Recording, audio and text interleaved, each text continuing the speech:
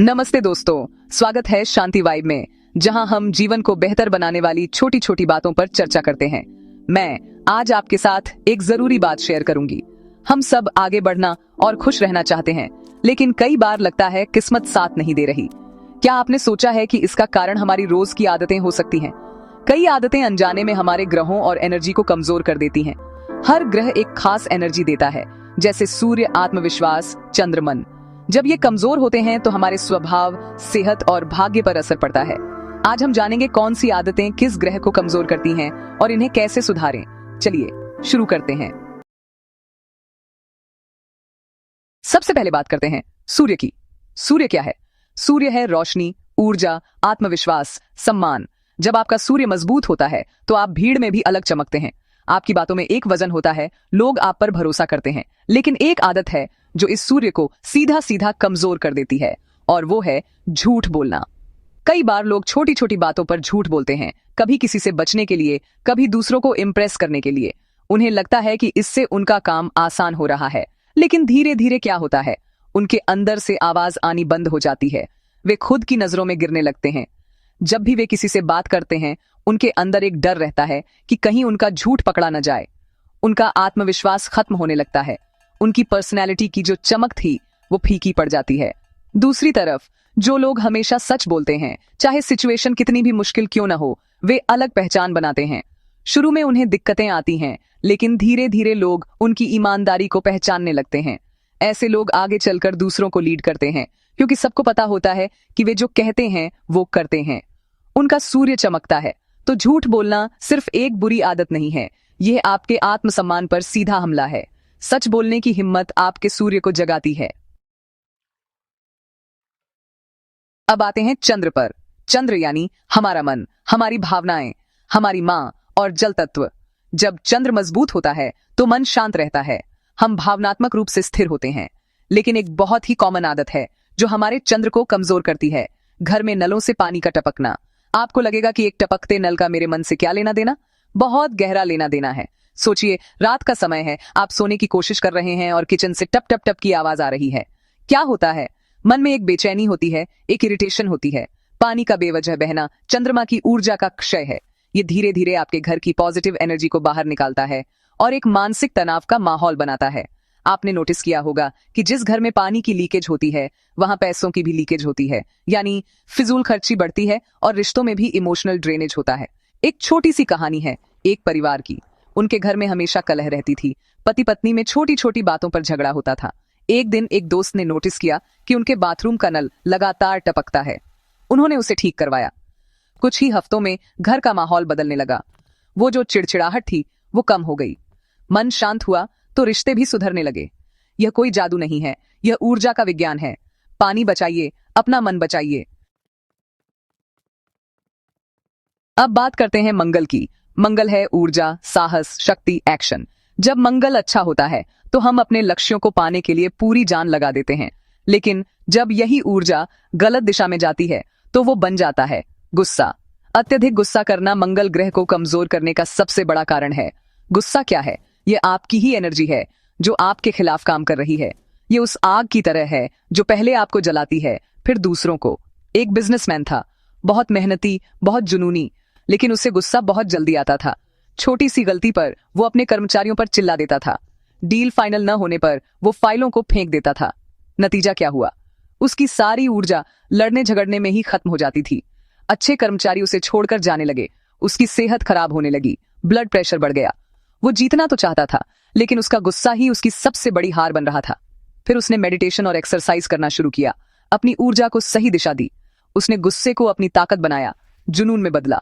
आज वही बिजनेसमैन शांत दिमाग से बड़े बड़े फैसले लेता है। याद रखिए, गुस्सा आपकी कमजोरी है और साहस आपकी ताकत।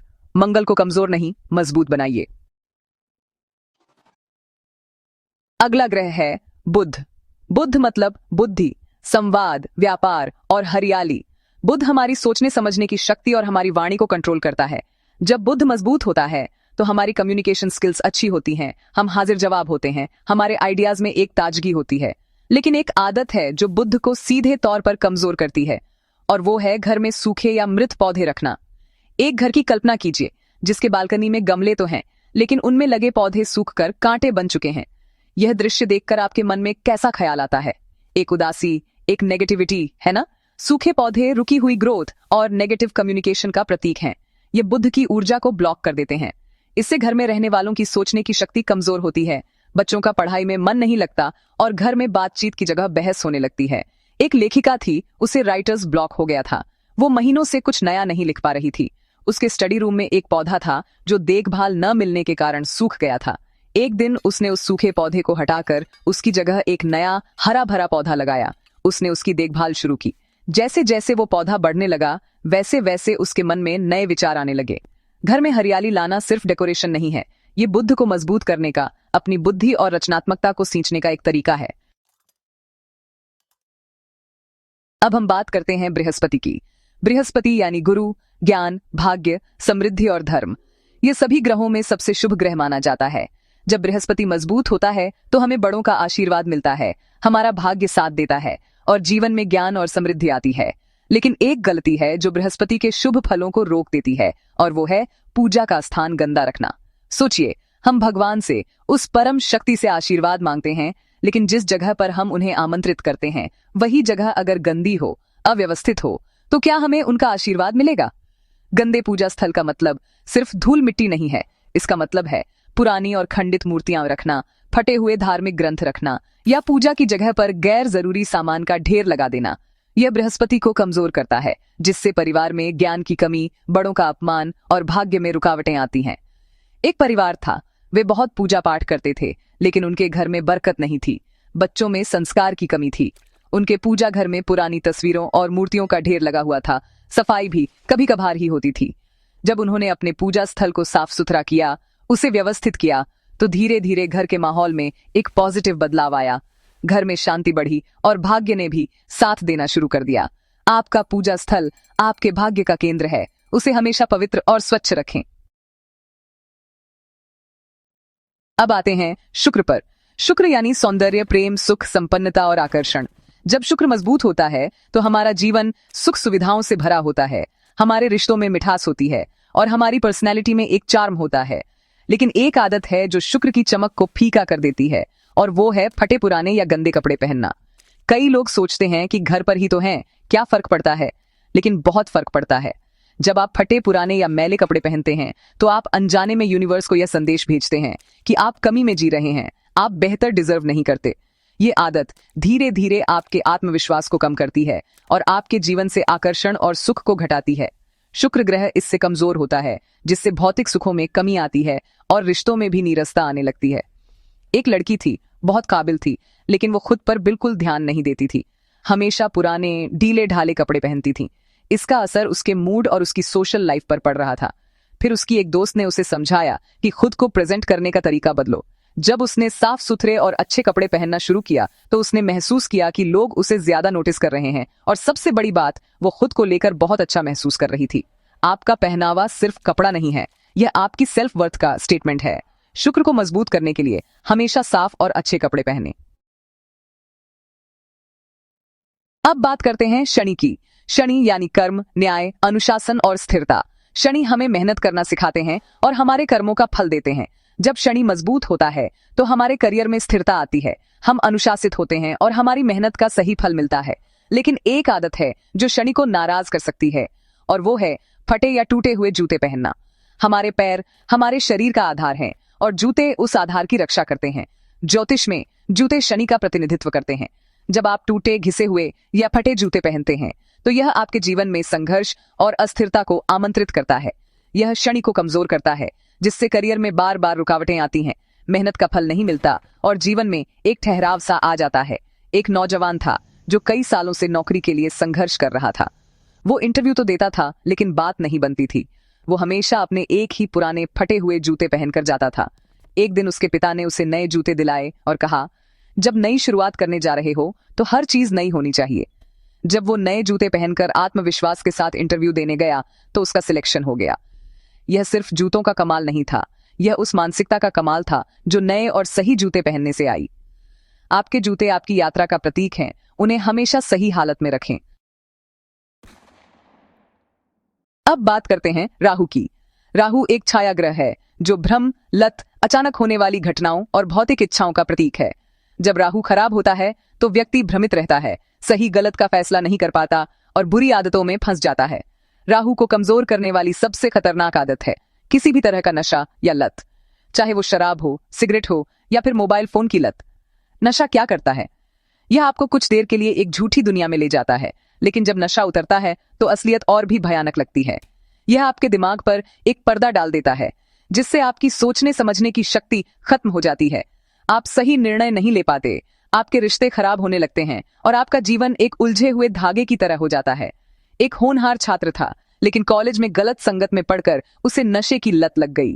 धीरे धीरे उसकी पढ़ाई चौपट हो गई, परिवार से रिश्ते बिगड़ गए और उसका भविष्य अंधकार में डूब गया। उसने अपना सब कुछ खो दिया, सिर्फ एक लत की वजह से। फिर जब उसने हिम्मत करके नशा मुक्ति केंद्र की मदद ली और इस लत को छोड़ा, तो उसका जीवन फिर से पटरी पर आने लगा। राहु के भ्रम से बाहर निकलने का एक ही रास्ता है, हर तरह की लत को छोड़ना और वास्तविकता का सामना करना। आखिर में बात करते हैं केतु की। केतु भी एक छाया ग्रह है जो वैराग्य, आध्यात्मिकता, अंतर्ज्ञान और मोक्ष का कारक है। जब केतु शुभ होता है तो व्यक्ति को आत्मज्ञान होता है, उसकी छठी इंद्री बहुत तेज होती है। लेकिन जब केतु अशुभ होता है तो व्यक्ति बिना वजह की उलझनों में फंसा रहता है। केतु को कमजोर करने वाली एक बहुत आम आदत है अनावश्यक चुगली और गपशप करना। जब हम किसी की पीठ पीछे बुराई करते हैं या फालतू की गॉसिप में अपना समय बर्बाद करते हैं तो हम क्या कर रहे होते हैं? हम अपनी मानसिक ऊर्जा को उन चीजों में लगा रहे होते हैं जिनका हमारे जीवन से कोई लेना देना नहीं है। यह आदत हमारी आंतरिक शांति को भंग कर देती है। हमारा मन दूसरों की जिंदगी में इतना उलझ जाता है कि हम खुद को देखना ही भूल जाते हैं। इससे केतु की ऊर्जा नकारात्मक हो जाती है, जिससे जीवन में अकेलापन, असंतोष और दिशाहीनता महसूस होती है। एक महिला थी जिसे दूसरों के बारे में बातें करने में बड़ा मजा आता था, लेकिन दिन के आखिर में वो हमेशा खुद को अकेला और खाली महसूस करती थी। उसके रिश्ते भी सतही थे क्योंकि लोग उस पर भरोसा नहीं करते थे। जब उसने यह महसूस किया और अपनी इस आदत को बदला, उसने मौन रहने का अभ्यास किया, तो उसे अपने भीतर की शांति का अनुभव हुआ। चुगली करना अपनी ऊर्जा को नाली में बहाने जैसा है। अपनी ऊर्जा को बचाएं और उसे आत्मचिंतन में लगाएं। तो दोस्तों, आज हमने देखा कि कैसे हमारी छोटी छोटी मामूली सी लगने वाली आदतें हमारी जिंदगी पर, हमारी ऊर्जा पर और जिसे हम ग्रह कहते हैं उस पर कितना गहरा असर डालती हैं। ग्रह दोष सिर्फ जन्म कुंडली से नहीं आते, बल्कि हमारी आदतों से भी बनते हैं। सूर्य का सम्मान, चंद्र की शांति, मंगल की ऊर्जा, बुध की बुद्धि, गुरु का ज्ञान, शुक्र का सुख और शनि का अनुशासन, यह सब हमारे ही अंदर है, हमारी ही आदतों में छिपा है। अगर हम इन छोटी छोटी बातों का ध्यान रखें तो न केवल ग्रह मजबूत होंगे, बल्कि हमारा जीवन भी संतुलित और सुखी होगा। ये कोई रॉकेट साइंस नहीं है, ये जीवन जीने की एक सरल कला है। अपने घर के नल को ठीक करना, एक पौधा लगाना, अपने जूते साफ रखना या किसी की चुगली न करना, ये छोटे छोटे कदम आपके जीवन में एक बड़ा सकारात्मक बदलाव ला सकते हैं। यह बदलाव आसान है, बस शुरुआत आज से करनी है। अपने जीवन की जिम्मेदारी खुद लेनी है। मुझे उम्मीद है कि आज की इस बातचीत से आपको अपनी जिंदगी को एक नए नजरिए से देखने में मदद मिलेगी। अगर आपको यह जानकारी अच्छी लगी तो शांति वाइब को लाइक, शेयर और सब्सक्राइब जरूर करें, ताकि यह पॉजिटिव संदेश और लोगों तक भी पहुंच सके और वे भी अपने जीवन में शांति ला सकें। आपके समय के लिए, आपके ध्यान के लिए दिल से धन्यवाद।